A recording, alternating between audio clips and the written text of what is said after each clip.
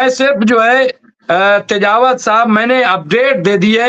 और आज सबसे बड़ा मुझे लग रहा है कि नाटो देश ने जिस तरह से इजराइल की मुखालफत की है, तुर्की ने यूएनओ में 56 जो है मुल्कों के दस्तखत, जिसमें ओआईसी भी शामिल हो गया है, दस्तखत करके एक मेमोरेंडम सौंपा है और मांग की है कि इजराइल को बारूद देना बंद करे, हथियार देना बंद करे, और जो हथियार देगा तो वो गोया कि कत्लेआम में शामिल है।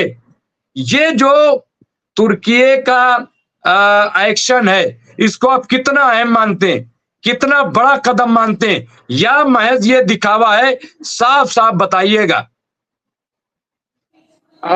मुमताज साहब, ये बिल्कुल सही बात है कि तुर्की ने अगर इसके बारे में कुछ बोला है तो वह काफी गौर करने लायक है। इसकी एक वजह यह है कि एक तो वह नेटो कंट्री है, तो नेटो कंट्री होने के कारण उसका एक खास है, वो ना केवल वहां उनके कंट्रीज के व्यू पॉइंट को तो नहीं दिखाता है ठीक से, पर एक वह जो वहां अपनी ओपिनियन डिफरेंस है वो वहां पे जरूर बता रहा है। दूसरी बात है कि ज्यादातर जो यूरोपियन कंट्रीज है, जिसमें इंक्लूडिंग यूके है और फ्रांस है, वो भी ये मानते हैं कि दरअसल अब इजराइल को इस स्टेज पे रुक लेना चाहिए, क्योंकि जहां जितना उसे बढ़ना था और जितना बड़े पैमाने पे जो नरसंहार हुआ है, उतना बड़ा नरसंहार होना नहीं चाहिए, क्योंकि अब तक 60,000 लोग मारे जा चुके हैं और उन 60,000 लोगों में भी काफी बेकसूर लोग हैं, छोटे छोटे बच्चे हैं, औरतें हैं, तो काफी बड़ी तादाद में काफी लोग मारे गए हैं। तो अब इजराइल को वहां पे रुक जाना चाहिए। और दूसरा ये कि जिस चीज को लेकर इजराइल ने लड़ाई शुरू की थी, वह तो उसे फिर भी हासिल नहीं हुआ है। जो लोग उनको बंदी बनाए थे वो अभी तक नहीं है, और न ही इन सब चीजों के लिए जो जिम्मेदार लोग हैं उनको भी इजराइल ने किसी भी तरीके से पनिश नहीं किया है। तो इजराइल का अगर एक सूत्रीय कार्यक्रम खाली यही हो कि आम लोगों को, बच्चों को, औरतों को, और खासकर जो कमजोर लोग हैं, बुजुर्ग इत्यादि, अगर उन्हीं का मारना उनका मकसद है, तो कोई भी समझदार देश या कोई भी सभ्य समाज इस चीज को अप्रिशिएट नहीं करेगा। यह बात अलग है कि इजराइल से उनका अपना टाई अप है, खासकर यूएस और उसके एलाइज का, तो इसलिए वो कुछ कह नहीं रहे हैं, या मुखर तौर पर उनकी सरकारें नहीं कह रही है।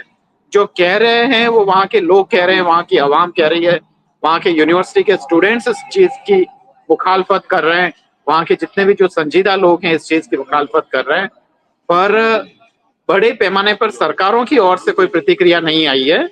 तो ऐसे में यह गौर करने लायक है कि अगर तुर्की ने ऑफिशियली अगर ये सब कहा है, तो मुझे लगता है कि ये मायने रखती है। यह केवल एक औपचारिकता भर नहीं है, इसका जरूर सियासी मायने होंगे, इसके जरूर कूटनीतिक मायने हैं। मुमताज साहब, मतलब आपका कहना ये है कि अगर यूएनओ में ये मेमोरेंडम दिया गया है और इस पे 56 मुल्कों के दस्तखत है, ओआईसी का दस्तखत है, तो क्या ये एक बहुत बड़ा चेंज नहीं है अरविंद सिंह तेजावत साहब? क्या क्या आपको ये एक चेंज नहीं लग रहा है कि एक बहुत बड़ा बदलाव? और क्या क्या ये जो है अमेरिका के लिए और जो इजराइल के लिए ये एक बहुत ही एक तरीके से उल्टी गिनती वाली बात हो गई, और जो नाटो में फाड़ वाली बात हो रही थी, क्या वो होगी? दूसरी बात, क्या अब तुर्की या ओआईसी सब उस तरफ बढ़ रहे हैं कि एक जो है नाटो की तरह ये मुस्लिम देशों की भी फौज हो? क्या उस तरफ बढ़ने की कवायद है या सिलसिला है क्या? ये किस तरह से इस चीज को देखा जाए? ये दरअसल मुमताज साहब, ये कि ओआईसी उस तरीके से नेटो जितना एक ताकतवर कोई ऑर्गेनाइजेशन हो जाएगा, इसकी उम्मीद तो अभी बहुत दूर तक लग नहीं रही है। पर फिर भी ये अपने आप में काबिले गौर है कि जहाँ नेशनलिज्म इतना इस मॉडर्न इरा में इतना स्ट्रांग है, वहां पे अगर ब्रदरहुड की बात हो रही है और ओआईसी के जरिए अगर कुछ कंट्रीज अगर एक साझा मूल्यों के तहत, या मतलब जॉइंट एक अगर किसी प्रिंसिपल के तहत अगर वो यूनाइट हो रहे हैं, तो ये अपने आप में काबिले गौर है। पर आप ये देखिए कि ज्यादातर ओआईसी के जो कंट्रीज हैं वो विक्टिमाइज्ड हैं। वहां पे किसी न किसी तरीके से जो खासकर वेस्टर्न फोर्सेस हैं, उन्होंने उनके साथ बहुत अच्छा नहीं किया है, चाहे वो सीरिया हो, चाहे इराक हो,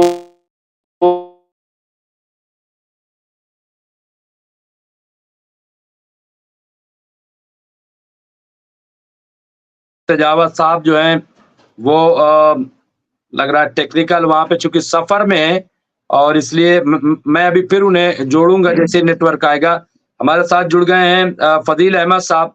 फ़दील अहमद साहब बहुत-बहुत खैर मक़दम है। फ़दील अहमद साहब सीनियर पॉलिटिकल एनालिस्ट हैं और जो हालात हैं उस पे आप देख रहे हैं कि बड़ी गहरी नज़र रखते हैं। अरविंद सिंह तेजावत जी फिर जुड़ गए हैं। तो मैं उनसे बात मुकम्मल हो जाए, वो चूँकि सफ़र में बात मुकम्मल करें। प्रोफ़ेसर अरविंद सिंह तेजावत बहुत ही सीनियर पॉलिटिकल एनालिस्ट हैं, वो बात कर रहे थे। जी, मुकम्मल कर लें अरविंद साहब।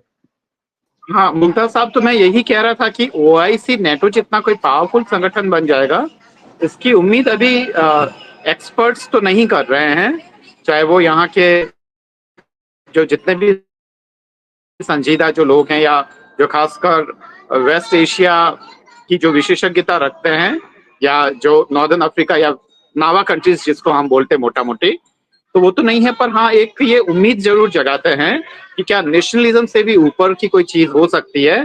तो मुझे लगता है कि उसकी उम्मीद ओआईसी कंट्रीज के जरिए ही है, पर कोई बहुत इफेक्टिवली वो नहीं कर रहे, क्योंकि जो हर एक वहाँ का जो नेशन स्टेट है उसका अपना एक वेस्टेड इंटरेस्ट है और वो कहीं ना कहीं दब भी जा रहा है। पर उसी बीच में जॉइंटली हर सिरे से, खासकर जो संजीदा लोग हैं उनकी तरफ से ये आवाजें आ रही है कि दरअसल इतने बड़े जनसहार के लिए किसी को तो दोषी ठहराया जाए और कम से कम दुनिया में एक ऐसी जरूर से ऐसा कोई नियम आधारित कोई भी ऐसी स्ट्रक्चर या संरचना होनी चाहिए जहां कम से कम जो बेकसूर लोग हैं वो ना मारे जाए अपने खाली फायदे के लिए। और अब तो ये साबित हो गया है, जैसे कि इराक में पहले लड़ाई करने से पहले ये था कि अमेरिका बहुत सारे सिद्धांतों की बात करता था, फिर बाद में यह साबित हो गया था कि वो पूरी लड़ाई जो थी वो केवल फायदे की लड़ाई थी। ठीक वैसे ही अब यह जो पूरी लड़ाई है अब ये साबित हो चुकी है कि वो केवल अपने फायदे के लिए कर रहे हैं।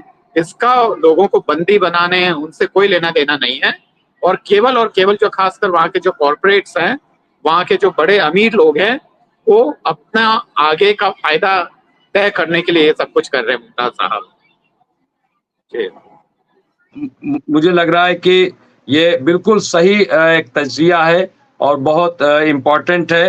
अरविंद साहब जो है इस वक्त सफर पे। एक आखिरी सवाल, क्या आपको लग रहा है कि ईरान जिस तरह की तैयारी तेजावत साहब कर रहा है और बड़े पैमाने पे कर रहा है, क्या वो अटैक करेगा? क्या वो, क्योंकि इजराइल की कमजोरियां जो हैं वो बहुत वाजे हो गई हैं, यानी बहुत सामने आ गई हैं और अमेरिका भी इलेक्शन में लगा हुआ है, तो क्या ईरान मौके का फायदा उठाएगा, हमला करेगा या अभी वेट एंड वॉच?